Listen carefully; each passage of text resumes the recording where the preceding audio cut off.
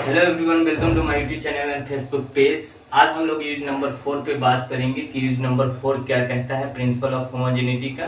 Use number 4 कहता है कि भाई कन्वर्जन यूनिट मतलब कन्वर्ट करने का सिस्टम, मतलब एक सिस्टम से दूसरे सिस्टम में आप यूनिट को क्या कर सकते हैं, कन्वर्ट कर सकते हैं। जैसे एसआई में आपको दे दिया जाएगा और कहेगा आपको कि सीजीएस सिस्टम में इसका मान क्या होगा, कन्वर्ट कीजिए। तो चलिए आइए देखते हैं इसका क्या फॉर्मूला होता है और कैसे क्वेश्चन सॉल्व होते हैं। ठीक है, आज हम एक दो न्यूमेरिकल पे भी बात करेंगे। ठीक, देखते हैं यूज नंबर 4। यूज नंबर 4 हमें क्या कहता है, magnitude of a physical quantity, magnitude of a physical quantity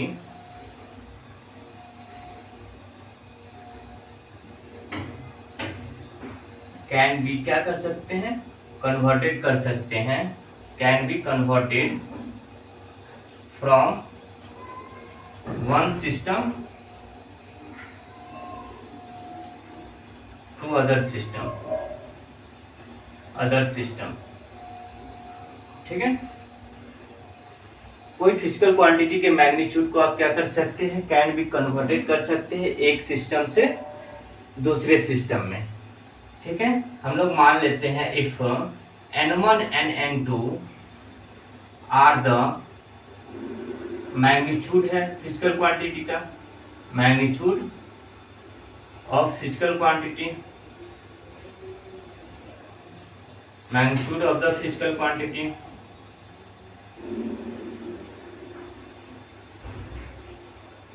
and unit है and U1 and U2 unit respectively। भाई कहता है कि N1 N2 are the magnitude of a physical quantity, ये मैग्नीट्यूड है फिजिकल क्वांटिटी का। ठीक है, और U1 U2 क्या है, फिजिकल क्वांटिटी का यूनिट है। तब रिलेशन होता है, क्या रिलेशन होता है, N1 U1 बराबर N2 U2। ठीक है, N1 U1 बराबर N2 U2। ठीक है, आपने मैग्नीट्यूड ऑफ फिजिकल क्वांटिटी में कब पढ़ा होगा, NU बराबर क्या होता है, कांस्टेंट होता है। तब रिलेशन होता है N1 U1 बराबर N2 U2, यही तो हमने लिखा है यहाँ पे। ठीक है, तो N1 U1 हम लोग मान लेते हैं इफ यदि U1 बराबर जो यूनिट है हमारा मास के लिए फर्स्ट सिस्टम के लिए M1 के पावर A है, L1 के पावर B है एंड T1 के पावर C है, और सेकेंड सिस्टम के लिए हमें यूनिट है M2 के पावर A है, L2 के पावर B है एंड T2 के पावर C है। तो हमें यहाँ से कोई फर्स्ट सिस्टम मान लो कि फर्स्ट सिस्टम हमारा N1 है, सेकेंड सिस्टम हमारा क्या है, N2 है। ठीक है, तो हमें फर्स्ट सिस्टम का वैल्यू दिया रहेगा और सेकेंड सिस्टम का वैल्यू हमें क्या करना है, ज्ञात करना है। तो आप क्या करोगे, N2 का वैल्यू यहाँ से फाइंड कर लोगे। फॉर्मूला क्या हो जाएगा, N2 बराबर N1 U1 बाई U2। ठीक है, अब U1 का वैल्यू यहाँ से पुट कर दो और U2 का वैल्यू यहाँ से पुट कर दोगे, तो फॉर्मूला हमें निकल के आ जाएगा N2 equal to N1। U1 का वैल्यू क्या हो जाएगा, M1 बाई M2। हम सबको एक टर्म में मास को अलग कर देते हैं, लेंथ को अलग कर देते हैं, टाइम को अलग कर देते हैं। ठीक है, तो M1 अपॉन्स M2 के पावर क्या हो जाएगा, A हो जाएगा। L1 अपॉन्स L2 के पावर क्या हो जाएगा, B हो जाएगा।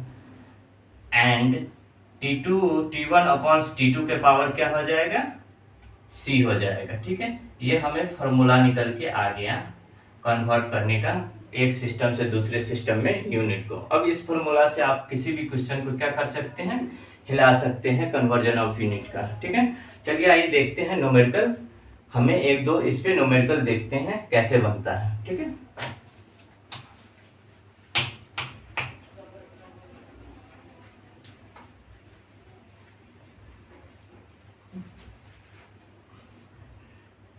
फॉर्मूला क्या होता था भाई, फॉर्मूला होता था N2 equal to N1 M1 के पावर M1 अपॉन्स M2 के पावर A, L1 अपॉन्स L2 के पावर B एंड T1 अपॉन्स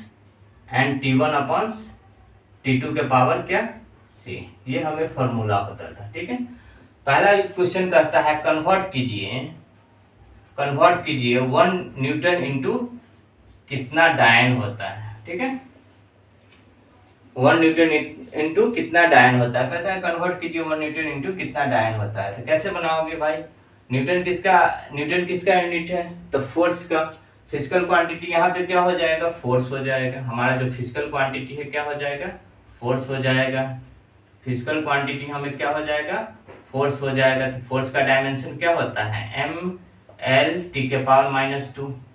अब फॉर्मूला लगाएंगे, क्या फॉर्मूला होता है, N2 equal to M1 upon M2 के power A, L1 upon L2 के power B and T1 upon T2 के पावर C।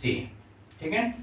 अब N1 जो हमारा फर्स्ट सिस्टम है जिसको कन्वर्ट करना है, कितना है, 1 न्यूटन है, तो 1 न्यूटन 1 दे दिए। ठीक है। M1 देखो, M1 क्या है हमारा, M1 हमें फर्स्ट सिस्टम न्यूटन है, तो इसको मान लेंगे SI में है, और M2 को मान लेंगे हम क्या है, CGS में है। ठीक है, CGS में है। तो M1 हमारा SI में है, तो 1 न्यूटन को हम क्या, मास का SI में क्या लिखते हैं, 1 kg। देखो यहाँ पे 1 है मास के लिए, 1 kg लिखेंगे, 1 kg लिखेंगे। अपॉन M2 को क्या लिखेंगे, ग्राम में है, ग्राम में है। ठीक है, ग्राम में है, तो 1 ग्राम। लेंथ के लिए, लेंथ कितना है भाई, लेंथ है 1 मीटर हो जाएगा, 1 मीटर। और CGS सिस्टम में क्या लिखेंगे, 1 सेंटीमीटर के पावर कितना, देखो 1 M के पावर 1, L के पावर कितना है 1। और टाइम को देखो, टाइम के लिए क्या यूज करते हैं, सेकेंड यूज करते हैं। ठीक है, टाइम के लिए सेकेंड यूज करते हैं, सेकेंड यूज करते हैं, सेकेंड के पावर -2। अब देखो 1, यहाँ पे 1 kg, इसको 1 ग्राम को कन्वर्ट करोगे केजी में तो कितना हो जाएगा, 10⁻³ kg होगा। Upon power 1 metre equal to 1 centimetre को कन्वर्ट करोगे मीटर में तो कितना है, 1 सेंटीमीटर को कन्वर्ट करोगे मीटर में तो 10⁻² मीटर हो जाएगा। भाग दे देते हैं 1/100 से, मीटर को कन्वर्ट करने का, ग्राम को वही 1/1000 से भाग देते हैं। ठीक है, तो 1 मीटर इक्वल टू 10⁻² मीटर हो जाएगा। आ सेकेंड के पावर -2, भाई सेकेंड क्या हो जाएगा, 1 हो जाएगा। 1 के पावर -2 कुछ भी रहे के कितना होता है, 1 ही होता है। ठीक है, तो यहाँ पे केजी खत्म हो जाएगा, मीटर खत्म हो जाएगा, तो क्या बचेगा, केजी खत्म हो जाएगा। तो 1 equal to N2 equal to कितना हो जाएगा, 1, और 10⁻³ है तो उसको ऊपर भेजोगे तो क्या हो जाएगा, 10⁻³। आगुन ये 10⁻² है, इसको ऊपर भेजोगे तो क्या हो जाएगा, 10⁻²। कितना आ जाएगा, 10⁻³ 3 + 2 कितना हो जाएगा, 5 डायन हो जाएगा।